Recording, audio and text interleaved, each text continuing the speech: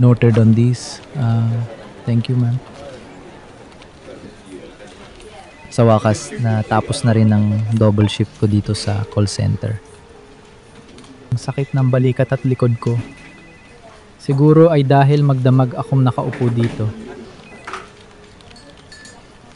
Parang deserve ko naman magpamasahe. Una na ako sa inyo. Uuwi na ako. Sir, try niyo po ang bagong bukas namin spa. Marerelax talaga kayo dito. May extra service rin kami. Saan ba ito? May mapa po sa likod ng flyer. Sundan niyo na lang po. Masubukan niya dito. Tama ba itong daan na ito? Puro bahay na. Ito na kaya yung spa? Good morning po, sir. Papamasahe kayo?